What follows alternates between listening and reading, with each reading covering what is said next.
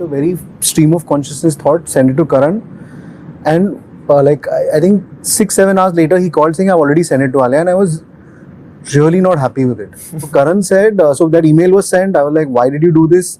He's like, no, this is how it works. then he said, okay. है स्त्री की okay जानू half girlfriend हसीना पार कर एक विलेन। उनके मन में सवाल था फिर शाहरुख, सलमान, आमिर, ये वाली लिस्ट होती है, हमने कभी श्रद्धा को क्यों नहीं देखा? ऐसी कोई अपॉर्चुनिटीज नहीं मिली है मुझे उनके साथ काम करने के लिए। ये थॉट मेरे मन में था कि you are a class actor.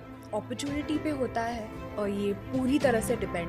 Shraddha Kapoor इस बात की परफेक्ट एग्जांपल है कि नेपोटिज्म का शिकार होने के लिए आपको आउटसाइडर होने की ज़रूरत नहीं है। कपूर फैमिली से होने के बाद भी उन्हें अपना पहला ब्रेक 3 पति जैसी बी लिस्टेड मूवी से मिला, जो आज किसी को भी याद नहीं है। ना तो उनका कोई गॉडफादर है, ना उन्हें बॉलीवुड की पार्टीज में बुलाया जाता है। YRF ने उन पे 10 साल पहले बैन लगाया था, जो कि अभी तक नहीं हटाया। और दूसरी तरफ है Alia Bhatt, born with the silver spoon, Mahesh Bhatt की बेटी, जिसे बॉलीवुड के सबसे बड़े डेब्यूज में से एक मिला। करण जौहर खुद उसे अपनी बेटी मानता है और उसे हिट करवाने के लिए एडी चोटी का जोर लगा रहा है। इनफैक्ट आलिया को हिट कराने के चक्कर में करण की अपनी प्रोडक्शन कंपनी के वांदे चल रहे हैं, लेकिन फिर भी आलिया आज as a solo lead flop हो रही है। उसकी 80 करोड़ में बनी जिगरा मूवी इतने सारे प्रमोशंस के बाद भी 5 करोड़ की ओपनिंग भी नहीं दे पाई और 30 करोड़ के कलेक्शंस में सिमट के रह गई। और पब्लिक भी उन्हें कुछ खास पसंद नहीं करती। मासिस में उनकी इमेज आज भी एक एरोगेंट नेपो किड की है। वहीं श्रद्धा कपूर को देखा जाए तो उनकी फैन फॉलोइंग और पॉपुलैरिटी रैपिडली इंक्रीज हो रही है। उसके हेटर्स की गिनती ना के बराबर है। बॉक्स ऑफिस पे वो बड़े बड़े रिकॉर्ड्स बना रही है। इवन स्त्री टू ने तो जवान, पठान और एनिमल के भी रिकॉर्ड्स तोड़ दिए हैं। बट इसका मतलब ये नहीं है कि आलिया एक अच्छी एक्ट्रेस नहीं है। मेरा मानना ये है कि आलिया भट्ट एनी डे श्रद्धा से बेटर एक्ट्रेस है। तुम आलिया भट्ट की हाईवे, राजी, गंगूबाई काठियावाड़ी, डार्लिंग्स, किसी भी परफॉर्मेंस को श्रद्धा कपूर से कंपेयर कर लो, आलिया बेटर ही मिलेगी। तो यहाँ पे 3 चीज़ों पे चर्चा करना बनता है।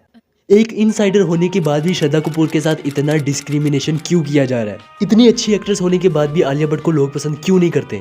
और इन दोनों की मूवीज के बॉक्स ऑफिस सक्सेस के पीछे का राज क्या है? क्या आलिया की अगली मूवीज भी ऐसे ही फ्लॉप होंगी? और क्या श्रद्धा की अगली मूवीज भी स्त्री 2 जैसी ही हिट होंगी? गुलशन देवैया ने कहा था, nepotism is not a problem, favouritism is a problem. तुमने कभी नहीं सुना होगा कि शाहरुख खान या अक्षय कुमार के साथ नेपोटिज्म हुआ है, जबकि ये टोटली आउटसाइडर्स है। जबकि देओल फैमिली के साथ इतने सालों से इतना डिस्क्रिमिनेशन चल रहा है। एक विलन के बाद सिद्धार्थ मल्होत्रा की सारी मूवीज फ्लॉप हो चुकी हैं लाइन से, फिर भी धर्मा प्रोडक्शन उन्हें नए नए चांसेस दे रहा है। कपूर फैमिली से होने के बाद भी श्रद्धा कपूर को अपना पहला ब्रेक 3 पत्ते जैसी फिल्म से मिला, जिसका नाम भी आज किसी को नहीं पता है।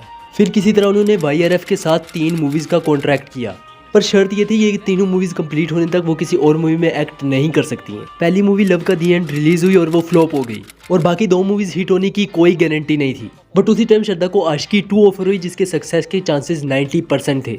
श्रद्धा को वो कॉन्ट्रैक्ट तोड़कर आशिकी 2 साइन करनी पड़ी, जिससे गुस्सा होकर YRF ने उसे बैन कर दिया। But fortunately and as expected Aashiqui 2 super hit होगी और श्रद्धा कपूर की फैन फॉलोइंग बहुत तेजी से बढ़ने लगी। और उसके बाद उसे ABCD 2, बागी, एक विलन, हैदर जैसी सुपर हिट मूवीज में काम करने का मौका मिला। अगर बागी 2 हिट नहीं होती और श्रद्धा के पास उसके लुक्स का एडवांटेज नहीं होता, तो उसका हाल जॉनी लीवर की बेटी जेमी लीवर जैसा होता। On the other hand Alia Bhatt को करण जौहर ने खुद स्टूडेंट ऑफ द ईयर जैसी बड़ी मूवी से लॉन्च किया। श्रद्धा कपूर को जहां पहली सुपरहिट मूवी के लिए इतना स्ट्रगल करना पड़ा था, वहां आलिया भट्ट का डेब्यू ही एक सुपरहिट मूवी से हुआ। देखो, श्रद्धा बॉलीवुड से खुद कट ऑफ रहती है या उन्हें बुलाया नहीं जाता, ये कोई नहीं जानता।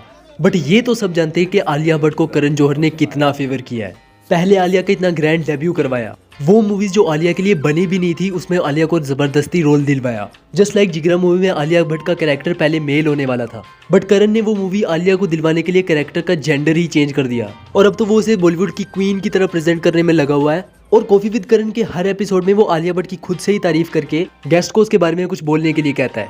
तो आलिया भट्ट को फेवर तो बहुत मिला है, बट इसका मतलब ये नहीं है कि वो अच्छी एक्टर नहीं है। इनफैक्ट वो श्रद्धा से बहुत अच्छी एक्ट्रेस है। स्टूडेंट ऑफ द ईयर में आलिया भट्ट की एक्टिंग को बहुत ज्यादा ट्रोल किया गया था, बट उसी के बाद उसकी मूवी आती है हाईवे, और उसमें 19 साल की उम्र में आलिया ने वो परफॉर्मेंस दी जो बहुत सारी एक्ट्रेस पूरी जिंदगी में नहीं दे पाई। और उसके बाद भी उसने राजी, गंगूबाई काठियावाड़ी, डार्लिंग में बहुत अच्छी परफॉर्मेंस दी है। और जो नाम मैंने लिए हैं, ये परफॉर्मेंस श्रद्धा कपूर की किसी भी मूवी से अच्छी है। और प्लीज़ कोई हसीना पारकर का नाम मत लेना, मैं उसका नाम सुनते ही स्क्रीन पर उल्टी कर दूंगा। पर फिर सवाल ये आता है कि इतनी अच्छी एक्टर होने के बाद भी आलिया भट्ट को इतनी हेट और ट्रोल का सामना क्यों करना पड़ता है? आलिया भट्ट शुरू से ही पब्लिक में काफी डम्ब और एरोगेंट एक्ट करती थी। उसके लिए बेशक ये ह्यूमर था, लेकिन अपने आसपास के लोगों को वो एम्बैरेस कर देती थी, और उसकी जर्नल नॉलेज तो हमें अपनी बुक फाड़ने पर मजबूर कर देती थी। सुशांत की डेथ का पूरा ब्लेम बॉलीवुड के नेपोटिज्म पे लगाया गया। और क्योंकि बॉलीवुड में नेपोटिज्म का फेस है करण जौहर और करण जौहर की सबसे चहेती है आलिया भट्ट, तो पूरे देश ने आलिया भट्ट को जम के गालियां देना शुरू कर दिया। आलिया भट्ट के साथ बाकी नेपो किड्स ने भी जम के ट्रोलिंग फेस की, बट एक लड़की जो नेपो किड होके भी और बॉलीवुड का पार्ट होके भी हेट से बहुत दूर थी, वो थी श्रद्धा कपूर।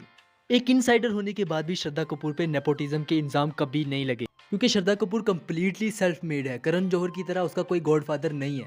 श्रद्धा हमेशा कंट्रोवर्सी से दूर रहने की कोशिश करती है और खुद को पब्लिक के लिए हमेशा अवेलेबल रखती है, और इसकी बातों को देखकर लगता है कि हमारे जैसा कोई बंदा बात कर रहा है। अब तुम खुद डिसाइड कर लो, एक एरोगेंट लड़की है जो अजीब अजीब सी हरकतें करती है, बेवजह अनफनी से जोक्स क्रैक करती है और किसी से बात करने की उसमें तमीज नहीं है, और दूसरी तरफ एक खूबसूरत और डाउन टू अर्थ लड़की है जिसकी बातें कम से कम हमें समझ में आती हैं और वो हर कमेंट का रिप्लाई देती है। तो तुम किसे चूज करोगे? Now coming to their box office performance, तो यहाँ मुझे लग रहा है कि आलिया भट्ट के साथ डिस्क्रिमिनेशन किया जा रहा है, क्योंकि तुम श्रद्धा के बेस्ट को आलिया के वर्स्ट से कंपेयर कर रहे हो। आलिया भट्ट का बॉक्स ऑफिस पुल श्रद्धा कपूर से तो बेटर ही रहा है, क्योंकि श्रद्धा कपूर ने हमें आज तक एक भी सोलो हिट नहीं दी है, क्योंकि स्त्री 1 और 2 की सक्सेस का क्रेडिट श्रद्धा को देना बिल्कुल गलत होगा। पर्सनली मुझे तो श्रद्धा की परफॉर्मेंस दोनों मूवीज में एवरेज लगी थी, और स्त्री फ्रेंचाइजी की सक्सेस का क्रेडिट उसके हॉरर और स्पेशली उसकी कॉमेडी को जाता है। और इस मूवी में सबसे अच्छी कॉमिक टाइमिंग किसकी है ये मुझे तुम्हें बताने की जरूरत नहीं है। श्रद्धा की इकलौती सोलो मूवी हसीना पारकर थी, जो कि डिजास्टर रही थी। On the other hand Alia Bhatt की गंगूबाई काठियावाड़ी ने 200 करोड़ के कलेक्शंस किए थे, राजी ने भी 150 करोड़ के कलेक्शंस किए थे, और हसीना पारकर के टोटल कलेक्शन से ज्यादा गंगूबाई ने ओपनिंग की थी। और इस वक्त बॉलीवुड में as a female Alia Bhatt का बॉक्स ऑफिस कलेक्शन सबसे ज्यादा है। So that's all I wanted to say from this video. मुझे आलिया भट्ट की एक्टिंग ज्यादा अच्छी लगती है और श्रद्धा कपूर की पर्सनैलिटी। तुम्हें कौन अच्छा लगता है कमेंट करके जाना, और प्लीज अब तो 1000 सब्सक्राइबर करा दो यार।